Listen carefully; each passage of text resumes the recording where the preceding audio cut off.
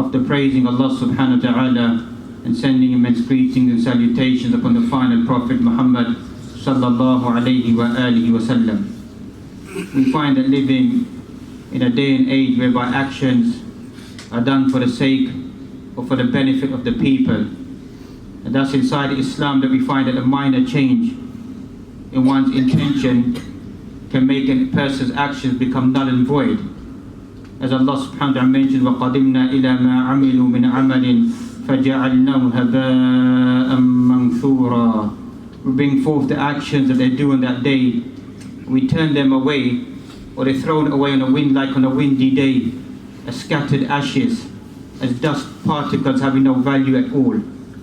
All of this falls down to tainting one's belief or tainting one's actions with shirk billahi subhanahu wa ta'ala. And thus the Muslim needs to be reminded more and more, continuously, to remind and regulate ourselves of the importance of the actions that we carry out. وَذَكِّرْ فَإِنَّ الذِّكْرَ تَنْفَعُ الْمُؤْمِنِينَ. Remind, indeed the reminder, it benefits to believers.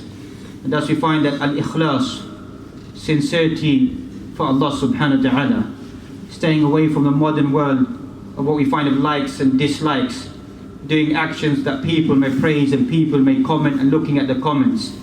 This unfortunately has become common practice inside our society, that people thrive upon that. Rather, people live and die upon that. It may sound extreme, but there are people who have even taken their own lives, who become upset. If you follow these YouTubers and these bloggers, that you find that some of them, when they don't reach certain credentials, they don't reach certain views, they themselves have expressed it themselves that they feel like taking their lives. They feel like their life has been totally been wasted. Even after millions of views and millions of people following them, they still find this deep cavity, this deep weakness within themselves, a lacking of contentment inside their heart and their soul. Ala bi dhikrillahi tatma'innul qulub. Indeed, in the remembrance of Allah subhanahu wa ta'ala, do hearts find tranquility and peace. Hearts don't find tranquility and peace in the remembrance of mankind. Rather, keep your tongue moist with the dhikr of Allah subhanahu wa ta'ala, that which we attribute to Umar or Ibn Umar. Wa dhikrun nasi, remembering people is a sickness of continuously remembering people. A person should remember Allah subhanahu wa ta'ala frequently inside their life and upon their tongue. Thus we find that many of the ulama, they never took this as something light, about focusing upon one's sincerity. Many in the books of ahadith they begin, even though they may be books of fiqh and ahadith and general discussion, the first hadith that they mention, إِنَّمَا الْأَعْمَالُ بِالنِّيَّاتِ. Indeed, actions are going to be judged according to their intentions. And likewise, you find some of them conclude their works and their collections by إِنَّمَا الْأَعْمَالُ عَلَى الْخَوَاتِيمِ. Indeed, actions are to be judged upon the ending of the individual. Because we've become very judgmental individuals inside this society. We like to judge other individuals. We like to box people inside their life and designate people to the hellfire, designate people to paradise. هذا شأن الله سبحانه وتعالى. هذا لله سبحانه وتعالى. يعذب من يشاء ويغفر لمن يشاء.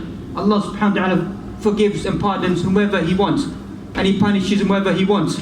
Even recently, that we find an individual at the age of 78 inside hospital on the deathbed, calls certain individuals, takes his shahada. 4 hours later, this person dies upon Islam. For only 4 hours of being a Muslim, 78 years of kufr, disbelief, ma'asi, dhunub, and being wiped away in 4 hours. There must have been something inside the heart and mind of this individual that Allah subhanahu wa ta'ala granted him tawfiq to utter the shahada, his life to be taken away.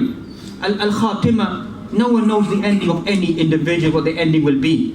That's a person should always pray for husnul khatimah, for a good ending, for ending in a state of obedience, ta'a lillahi subhanahu wa ta'ala. And that's as we come to the conclusion, the end of Ramadan. A person, just like we began Ramadan, praying and asking Allah subhanahu wa ta'ala to give us tawfiq and ability to fulfill Ramadan.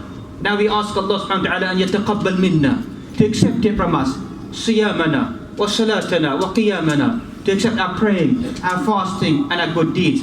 And many ulama have concluded that a sign of your actions being maqbool inda Allah subhanahu wa ta'ala is Allah yuwaffiquka, gives you tawfiq to go and do another good action straight after finishing Ramadan.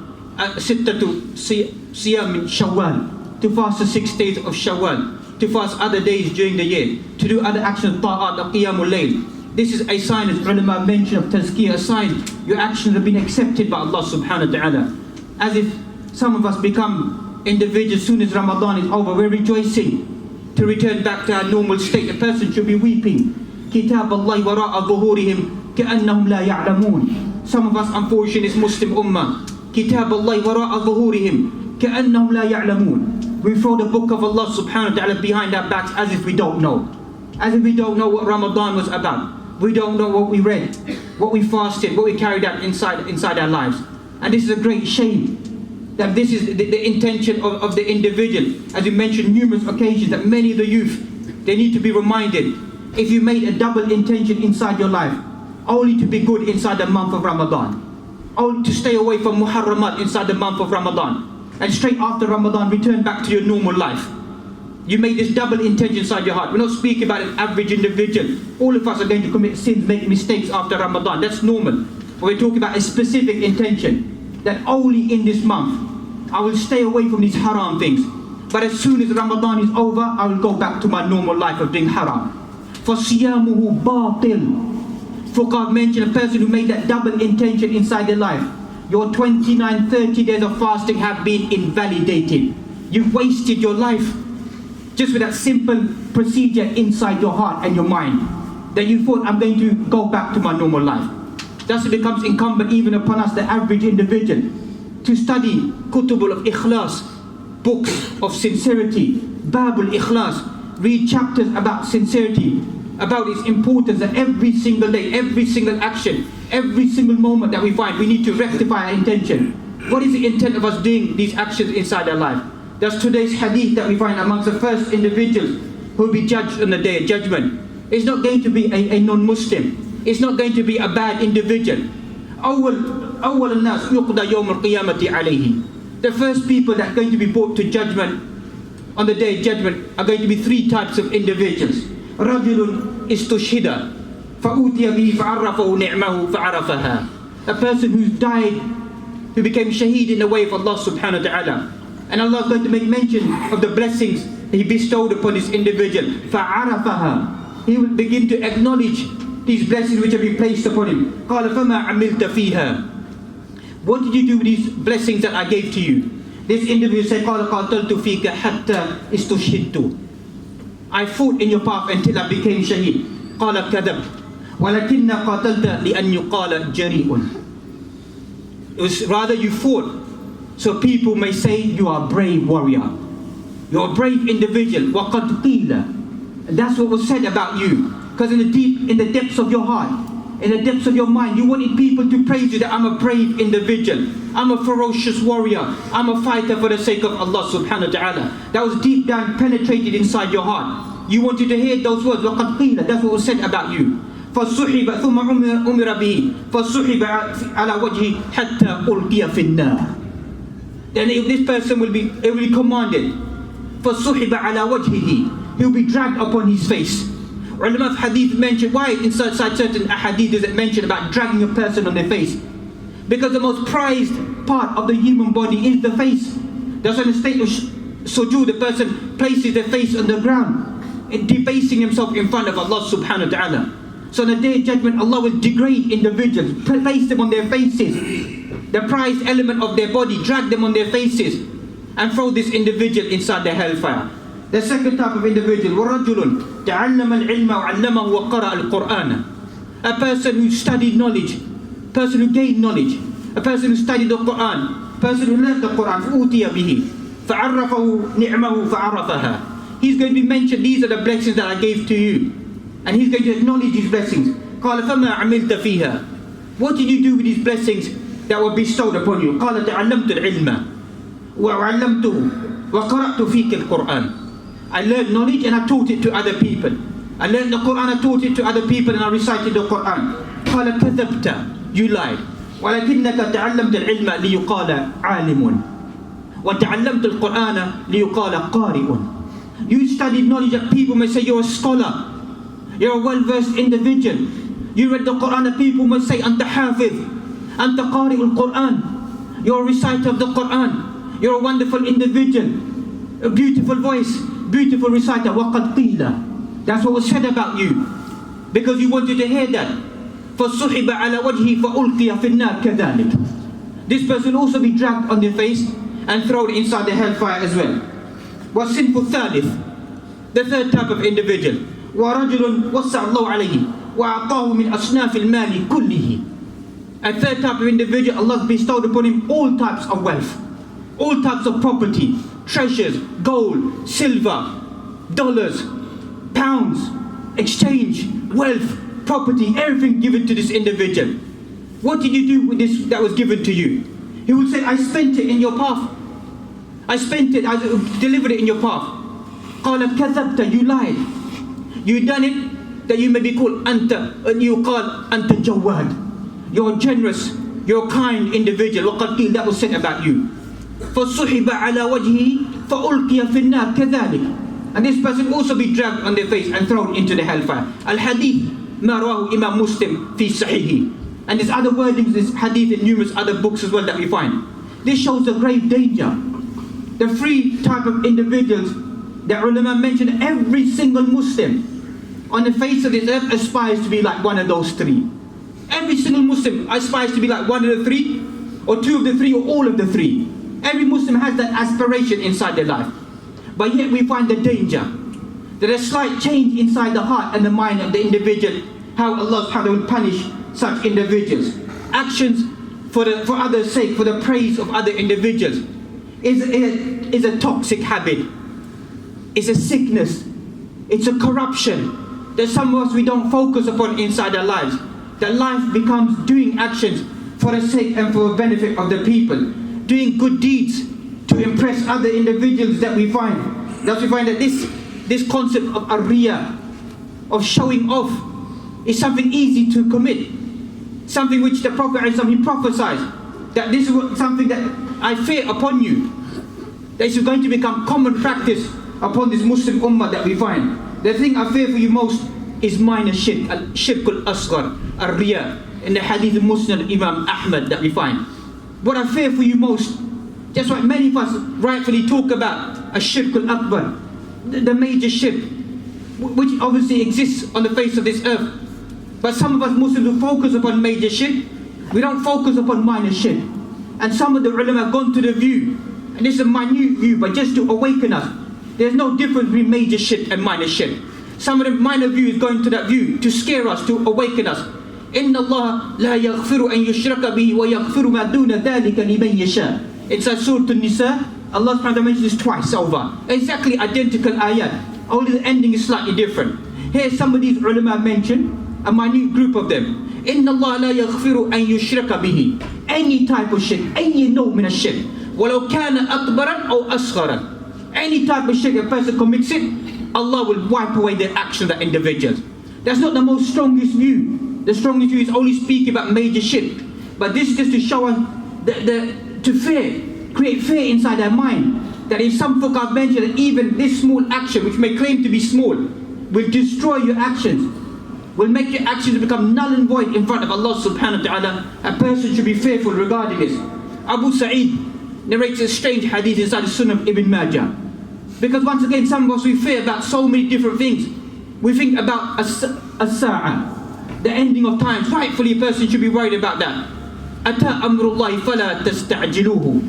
Ata amrullah. Inside the beginning of Surah An-Nahl that we find, Allah yatahaddath subhanahu wa ta'ala fi sighat al-madiyah. Allah speaks in the past tense. Ata amrullah fala tasta'jiluhu. The hour has already been established. Don't hasten it. Al-khitab lil-madi. Allah speaking about it inside the past. It's already existing. The hour is going to come. As-sa'a is going to be aqrabu min lamh al-basar. Min lamh al-basar aw huwa aqrab. It's going to be like the beginning, the blinking of an eye, even more swifter than that. The final hour will come. There's no difference about that. The final hour coming and approaching every single individual. But what do we find? Likewise, we find worrying about Ad-Dajjal. The appearance of Ad-Dajjal, who appear towards the end of the time. Ashrat al-Sa'ad, the 10 major signs of the day of judgment. Prelude to that is the coming of Imam Mahdi. Then after that, we find Ibn Hajar Asqalani mentions All the 10 signs, the major 10 signs, Day of Judgment is like a domino effect. All of them will appear one after the other. And we should be worried about the coming of Ad-Dajjal, the exiting of Dajjal. But this strange hadith, it mentions that the Prophet ﷺ, he approaches his companions and he hears them speaking about Ad-Dajjal and being worried about the coming of Ad-Dajjal. He said, should I not tell you something which is more fearful than that? Even more fearful than Ad-Dajjal? They replied, yes, in the affirmative. What should we be more worried about inside life? More than the coming, the exiting of the Antichrist. It is hidden shirk, which occurs when a man stands up to pray and beautifies his prayer because he sees another man looking at him. Fear this inside your life. Ad-Dajjal qad yakun ba'id. Dajjal could be far away. Many of us may not live for that. But we find riya, shirk al-asghar is there every single day in a person's life. That a person needs to challenge themselves, override themselves, question themselves, ask themselves, for what intent am I doing these actions on the face of this earth? Abdullah ibn Abbas, he mentions, inside the narration he mentions, shirk, showing off, is like a black ant on a black rock on a moonless night. That's how it creeps up on an individual. A black ant on a black rock. La tarahu, you don't see it. On a moonless night, on a total black night. That's how shirk creeps up into the life, into the mind, into the heart of the individual. That's what Abdullah ibn Abbas mentioned, warned. That person should be wary about the actions being tainted with shirk billahi subhanahu wa ta'ala.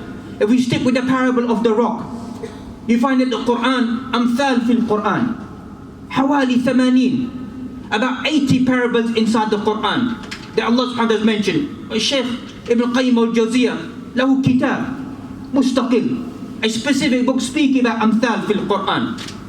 Amongst these amthal fil Quran that we find speaking about the rock that we find. ثم قست قلوبهم من بعد ذلك فهي كالحجارة أو أشد قسوة. You find that after some time, the hearts of these individuals, look how Allah subhanahu wa ta'ala describes human beings. ثم قست قلوبهم. Then their hearts became hard, became harsh, became difficult, became more like a rock, more severe than a rock, harder than a rock. وَإِنَّ مِنَ الْحِجَارَةِ لَمَا يَتَفَجَّرُ مِنْهُ الْأَنْهَارِ. You find that some rocks, you find water gushes out from them. وَإِنَّ مِنْهَا لَمَا يَشَّقَّقُ فَيَخْرُجُ مِنْهُ الْمَاءِ. And some of them you find that you stamp them, you hit them, you break them, and you find water comes out of the rocks. وَإِنَّ مِنْهَا لَمَا يَهْبِتُ مِنْ خَشْيَةِ اللَّهِ وَمَا اللَّهُ بِغَافِلٍ عَمَّا تَعْمَلُونَ. شَيْءٌ عَجِيبٌ. There's some rocks Allah mentions يَهْبِتُ مِنْ خَشْيَةِ اللَّهِ. الشجر أو الحجر شيء جامد. A rock is a stagnant object, inanimate object. It has no value. It has no value. But yet Allah subhanahu wa ta'ala says that a rock, it fears Allah. إِنَّ مِنَا لَمَا يَحْبِتُ مِنْ خَشْيَةِ اللَّهِ. شيء عجيب. How can a rock fear Allah? A rock fears Allah. And the heart of the human being doesn't seem to fear Allah subhanahu wa ta'ala. The Quran is replete with ayat about intentions of the individual, rectifying intentions. Khasatan Surah Al-Baqarah. Read through Surah Al-Baqarah in great detail. It begins with the parable of the people who disbelieve in Allah subhanahu wa ta'ala. Quran shay'un ajib ya ayyuhal ikhwa. Quran yabda Surah Al-Baqarah, 286 Medinan ayat that we find. تبدأ القرآن بمدح المسلمين بمدح المؤمنين. Quran begins with first 3-4 ayats speaking about the believing individuals. 2 or 3 ayats speaking about kuffar. ثم 12 ayat, 12 ayat, a page and a more or so. يتحدث عن أي شيء. What does the Quran begin to speak about? It begins to speak about sifatul munafiqeen, about the hypocrites. لماذا? Why? Have we ever posed that question to ourselves?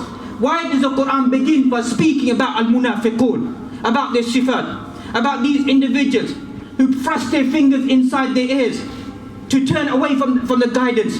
The ra'd, the thunder is all around them, rain is all around them, but they don't want to accept the guidance. Summun bukmun umyun fahum la ya'qilun, deaf, dumb and blind. They still don't seem to perceive and understand. That's the first method, first parable inside the Quran. The Quran continues inside Surah Al-Baqarah, parable after parable describing, trying to awaken us individuals, till eventually we come to the verse that concerns us. Ya ayyuhalladhina amanu la tubtilu sadaqatikum bil manni wal adha. Don't become like those individuals who destroy your sadaqat, destroy your good deeds, destroy your actions, bil manni wal adha, by continuously mentioning and harming another individual. By saying to another individual, I've done this to help you, I helped you, remember this time, remember that, remember this money I gave you, remember this time I gave you. Quran warns us, don't destroy your good deeds by continuously mentioning them. كَالَّذِي يُنْفِقُ مَالَهُ رِيَاءَ النَّاسِ, who spends his wealth for what purpose? Quran is very accurate. رِيَاءَ النَّاسِ, so people may see, people may praise, people may place a placard. This masjid is built by so-and-so, this charity is done by so-and-so. إن كان هناك ترغيب للناس أحيانا, sometimes to encourage the people. But some people, as we began, they thrive on that. They live off that. They want to see that. They want to see that display, that this was done and the Quran is accurate. People spending their wealth, riya and nasi, that they may be displayed, shown by people. وَلَا يُؤْمِنُ بِاللَّهِ وَالْيَوْمِ الْآخِرِ. They don't believe really in Allah on the last day. فَمَثَلُ كَمَثَلِ صَفْوَانٍ عَلَيْهِ التُّرَابِ. The parable of this individual, once again, is like Safwan. Safwan, نَوْعٌ مِنَ الْحَجَرِ, is a type of rock. Allah describes that this rock that we find is there. And you find alayhi turab, you find some dust is upon this rock. And you find that wabil, huwa matar shadid. Rain comes down and it wipes away the dust. Ulama mentioned this mathal is a person doing good deeds, because of continuously mentioning good deeds, it's wiped out by Allah subhanahu wa ta'ala. No effect of their good deeds is left for these individuals. Wallahu la yahdi al-qawm al-kafirin. Allah does not guide the disbelieving individuals. Then Allah subhanahu wa ta'ala continues, Amthal, then speaks about the parable of the individual who spends their wealth in the way of Allah subhanahu wa ta'ala. For this individual, they find reward will be given to this individual, whereby their garden is on a rabwa, on a high peak. And you find that when rain comes down on a high peak, the higher up you are in the sky, higher up in the mountain, the more vegetation. Allah mentioned di'fain. You find that their crops, their vegetation is multiplied twice over via rain. And if light rain falls or there's no rain, there's still some benefit. This is a person who does their deeds for the sake of Allah subhanahu wa ta'ala. Then again Allah subhanahu wa ta'ala speaks, أَيُوَدُّ أَحَدُكُمْ أَن تَكُونَ لَوْ جَنَّةٌ مِّن نَخْلٍ وَأَعْنَابٍ تَجْرِي مِن تَحْتِهَا الْأَنْهَارُ. Does one of you perceive to have a garden of paradise? Inside this garden of paradise to have grapevines, to have date palms, to have rivers which flow inside Jannah to be given to these individuals. But this individual that we find Allah subhanahu wa ta'ala described once again, for this individual we given a thamarat, وَالشَّابَهُ الْكِبَرِ. But this individual comes to a state of old age, وَلَهُ ذُرِّيَّةٌ ضُعَفَاء, and he has children who are weak, who are feeble. But what happens to him? فَأَصَابَهَا إِعْصَارٌ فِيهِ نَارٌ فَاحْتَرَقَتْ. You find that a whirlwind, where the fire comes, فَاحْتَرَقَتْ, destroys everything about this individual. Ulama mentioned once again, this again speaking about a rich person with wealth, with property, who does actions for the sake of people, and their actions become null and void of this individual. And likewise, Umar ibn Khattab mentions that Sayyid Bukhari collected, that this is an example of rich man who does good deeds out of obedience to Allah subhanahu wa ta'ala, and Allah subhanahu wa ta'ala sends shaitan to derail this individual, commit sins, till all of his good deeds are wiped away. This is the way of shaitan, to take away the good deeds of the individual, for individual to make mention of their good deeds, to speak about their good deeds. And that's what we mentioned, the Quran continuously speaks about being worried about our intentions. If we return back to Surah Al-Baqarah right in the beginning, speaking about why we do why we carry out our actions. أَتَأْمُرُونَ النَّاسَ بِالْبِرِّ وَتَنْسَوْنَ أَنفُسَكُمْ وَأَنْتُمْ تَتْلُونَ الْكِتَابَ أَفَلَا تَعْقِلُونَ. أَتَأْمُرُونَ النَّاسَ بِالْبِرِّ. Do you tell other people to go and do good action? This is the biggest calamity we Muslims are facing today. We know it all. We know everything. We like to tell other people what is right, what is wrong. We like to correct the whole of the world. We don't like to correct our own selves. أَتَأْمُرُونَ النَّاسَ بِالْبِرِّ وَتَنْسَوْنَ أَنفُسَكُمْ. And you forget your own selves. وَأَنْتُمْ تَتْلُونَ الْكِتَابِ. And you recite the book of Allah subhanahu wa ta'ala. أَفَلَا تَعْقِلُونَ. Can't you seem to comprehend this? This is something بدون عقل. غير عاقل person. It's not acceptable that a person who reads the book of Allah subhanahu wa ta'ala, who reads al-awamir, who reads the commandments of Allah, reads al-nawahi, reads the prohibitions, and then continuously breaks them day in and day out. رُبَّ قَارِئُ الْقُرْآنِ يَلْعَنُهُ. Perhaps there could be a qari of the Quran, a reciter of the Quran, wal Quran yal'anuhu. Quran curses him. Quran reviles him. How could the Quran curse an individual? How can the Quran speak ill of another individual? How? Because he doesn't implement the Quran inside their life. He reads the Quran, but he doesn't implement the Quran inside his own life. Al-Quran, kitabun tatbiq. Ya ayyuhal ikhwa, Quran is a book of implementation. كتاب أنزلناه إليك مبارك ليدبروا آياته وليتذكر أولو الألباب. كتاب مبارك, a blessed book that's been sent down upon you. ليدبروا آياته, to ponder over his words. Ulama tafsir mentioned ليطبقوا آياته, to live according to the Quran. Don't marvel at the Quran. أفمن هذا الحديث تعجبون وأنتم تضحكون ولا تبكون. You just marvel at the Quran. Marvel at the recital of the Quran. Each one of us coming to the end of Ramadan should ask inside, deep inside our hearts, have I changed my life? Has the Quran changed me? Has it impacted me inside my life? Am I going to miss the Quran? وَإِنَّ لَهُ حَلَاوَةً. Quran lahu halawa. Quran has a sweetness.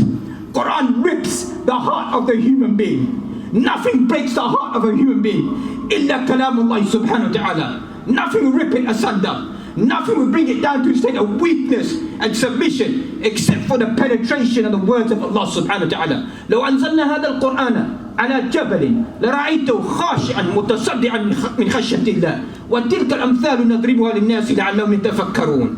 This Quran, if it came down on a mountain, it will break a mountain apart, rip it asunder, turn it into dust. هذا قوة القرآن. That's the strength of the Quran. If that comes into the heart of the individual, the mind of the individual, person begins to understand Amthal al-Quran, begins to understand the message of the Quran, understand the parables of the Quran, begins to travel a journey, build Quran, a journey with the book of Allah subhanahu wa ta'ala. And thus we find a warning inside the Quran about our actions not being for the sake of Allah subhanahu wa ta'ala. Person can traverse throughout the Quran, ayat ba'd al-ayat, surah ba'd al-surah that we find, all focusing upon the intention of the individual. Inside Surah Al-Imran, after completing Surah Al-Baqarah, قُلْ إِن تُخْفُوا مَا فِي صُدُورِكُمْ أَوْ تُبْدُوهُ يَعْلَمُهُ اللَّهُ. Say whether you conceal what's inside your heart or you make it apparent, يَعْلَمُهُ اللَّهُ. Allah knows. There's nothing that a person can hide from Allah subhanahu wa ta'ala. And that's what we began with, يُخَادِعُونَ اللَّهَ وَالَّذِينَ آمَنُوا. People, we Muslims, this is what we fail to understand. We think it's the munafiqun, we think it's hypocrites, it's other individuals. We are the ones playing games with Allah. We are the ones playing games. It's not the... This is something tertiary. We ourselves are Muslims, are trying to trick and deceive Allah subhanahu wa ta'ala.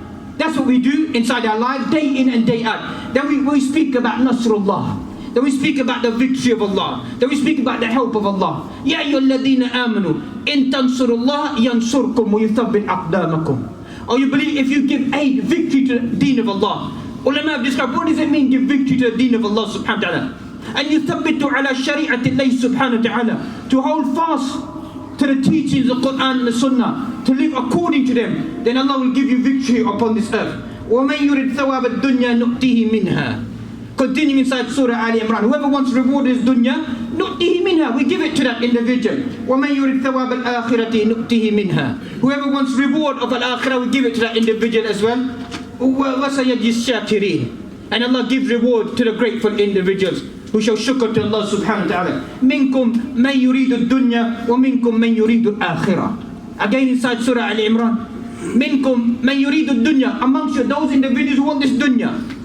And there's some individuals amongst you who wants al-akhirah. And likewise we find وَيُحِبُّونَ أَن يُحْمَدُوا بِمَا لَمْ يَفْعَلُوا. Inside Surah An-Nisa that we find, some people, they would like to be praised, they like to be mentioned, they love that people praise them بِمَا لَمْ يَفْعَلُوا, because of what they have not done inside their lives.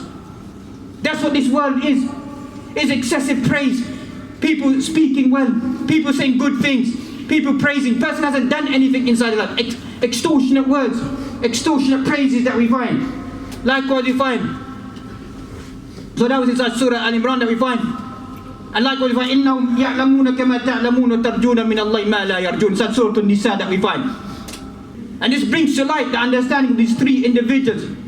That a person who fought in the way of Allah for the praise of the people, person who learned the Quran, studied knowledge for the sake of the people, person who gained wealth, was given wealth, and spend it only for the sake of the people. And that's why the person should be wary about that. That on the day of judgment, a person will come on the day of judgment and the intestines, the entrails will be thrown out. And will be walking back like the donkey goes around the mill. And people say that, are you not so-and-so individual? What has happened to you? That your entrails, your intestines have been thrown out. Are you not so-and-so?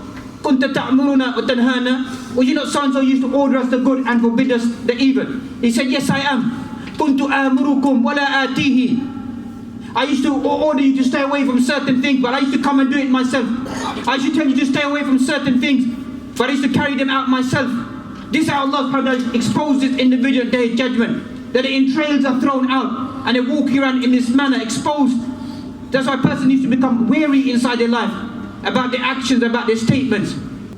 I'm sure that many of us are aware of the concept of shirk al-asghar or shirk al-akbar, both of these various types of shirk that we find.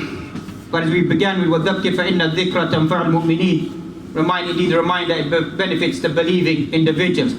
And thus we find that علاج الرياء, the ways of trying to take oneself away, curing oneself from the sickness, this disease of doing actions for the sake of the people, that we find أولا الدعاء إلى الله سبحانه وتعالى, to make dua to Allah subhanahu wa ta'ala, just like we make dua for other things to benefit inside our life. We pray, we ask Allah subhanahu wa ta'ala, Allahumma inna na'udhu bika an nushrika bi shay'an na'lamuhu wa nastaghfiruka lima la na'lamuhu. Inside the hadith Muslim Imam Ahmad, that we find persons who excessively pray to Allah subhanahu wa ta'ala, that I seek refuge with you from carrying an action of shirk that which you know about. I seek forgiveness of those actions which I don't even know I've carried out myself.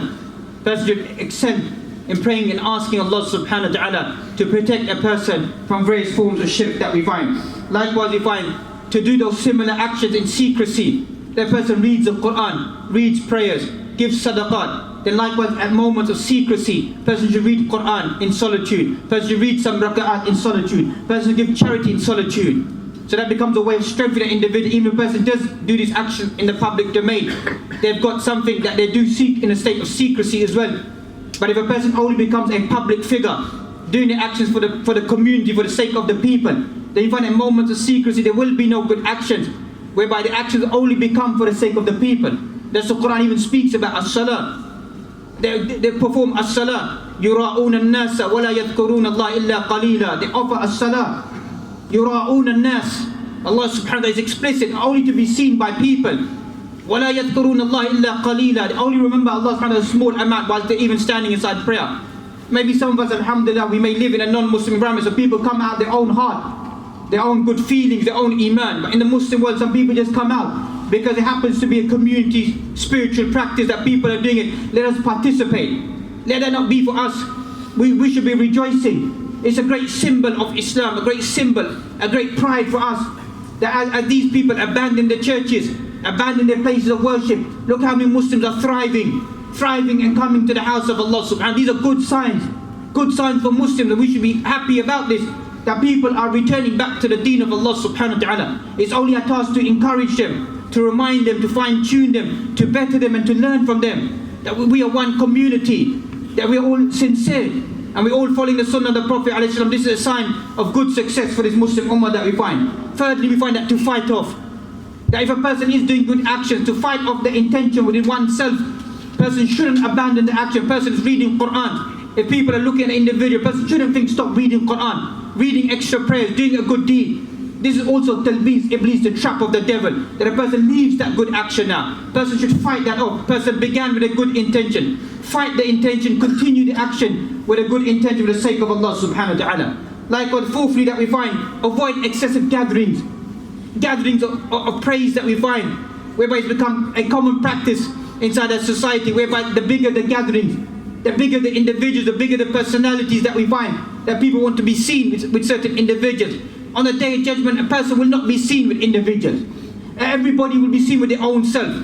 It's quite sad to mention that people see Islamic clerics as some form of personalities, as some form of icons, some form of stars that we find. They're not. They're only there to teach the book of Allah subhanahu wa ta'ala. They are rijal, they are men, they are human beings. That's all that they are. There's nothing special status that should be given to them, that people should flock. People should flock to the words of Allah, to Kalam Allah, to Sunnatul Rasul, flock to the words of the Quran, flock to the words of the Sunnah of the Prophet ﷺ, not to flock to personality, to see individuals. to take photographs or to be seen with individuals. This was coming inside a society. Likewise, especially our Muslim sisters need to be advised about this. That du'at ila Allah subhanahu wa ta'ala, preachers are not there as entertainers. They're not there as personalities. They're not there, that person should be thriving upon this.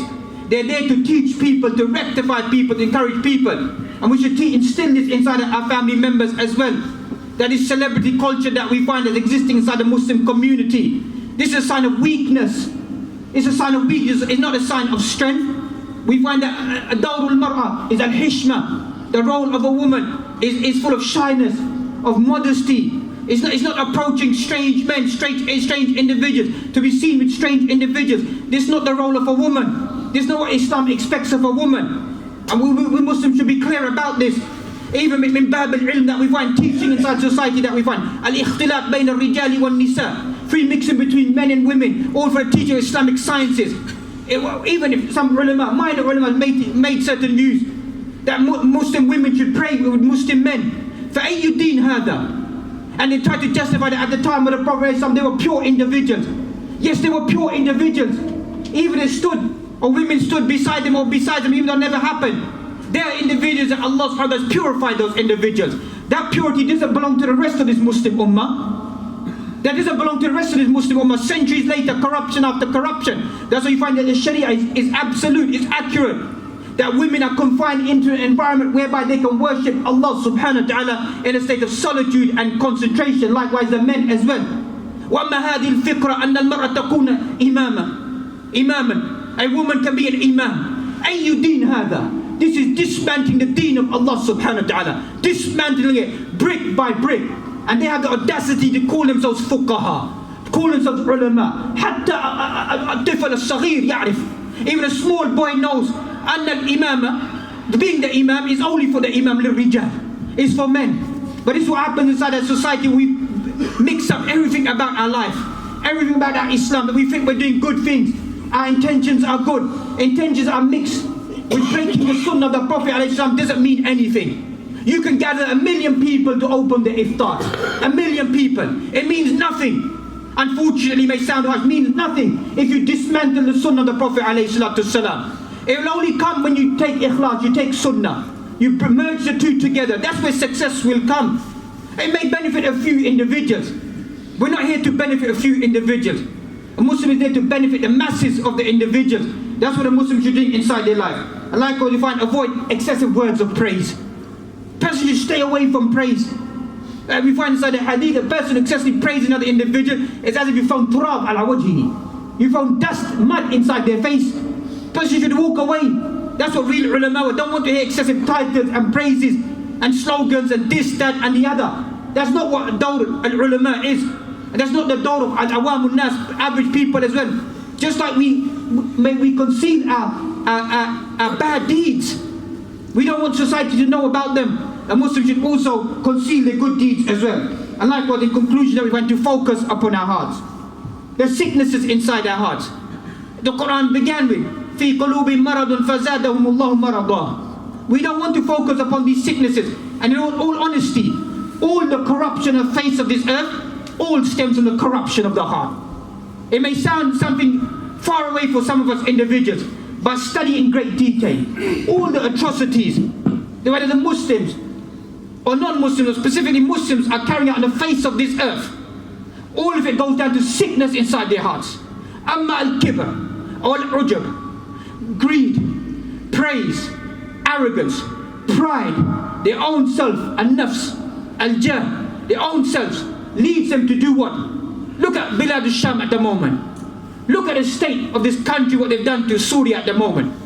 These are their own people, their own language, their own culture, their own everything about them. Wallahi ma natasawwar. A person can never ever imagine a person would destroy their own people in this manner. No one would ever imagine it inside their life, but this is what they're doing. Because why inside their hearts is the greatest sickness, is al-kibr, is arrogance. That's what you find out. What do they make them do to some of the people? They make them bow down in front of them and say, who is your God? Who is your God? I'm your God. Imagine the audacity of that. A human being to bring another human being in front of them and to say to that individual, who's your ilah? Ain Allah now? Where's your God now? Where's Allah now? I am your Allah. We remind these individuals, لِمَنِ الْمُلْكُ الْيَوْمِ لِلَّهِ الْوَاحِدِ الْقَهَّارِ. On that day, Al-Qahar, the absolute, eternal, all-powerful is Allah subhanahu wa ta'ala. And He would say, لِمَنِ الْمُلْكُ الْيَوْمِ. He would say to all of these, and I will not chew my words, all of these tyrannical rulers who oppress their own Muslim subjects will say to him on the day of judgment. And rather we ask Allah to bring these fourth individuals first on the day of judgment. Judge these individuals before the disbelieving individuals. Because wallahi, we know what to expect from disbelieving individuals. We know what to expect from them. But it's so sad, this is what we expect from our own blood, from our own people, from people Ahlul Quran, from our own lands, from our own language. This is what we're facing. It's something beyond measure. We shouldn't forget about this in this blessed month of Ramadan. We cannot do anything, at least inside these final moments of Ramadan. We should pray and supplicate to Allah subhanahu wa ta'ala to alleviate the problems of these people, to deliver them from the hardship that they're facing, to rescue their orphans, their women, their widows, their children, give them success, if not inside this dunya, inside the akhirah, and to bring them day of judgment biduni hisab, without any accountability, to make this a form of purity, a form of alleviation for these individuals, what they face upon the face of this earth. Atfal, these young children, look at these individuals, study even the pictures that they're drawing at the moment, pictures of warfare. That's what they draw, that's all that they know inside their lives. Imagine these individuals that grow up in 10 years time. Imagine the psychological psyche of these individuals. What's happened to these individuals? Everything of these individuals has been destroyed, taken away from them, as we rejoice inside these blessed months of Ramadan.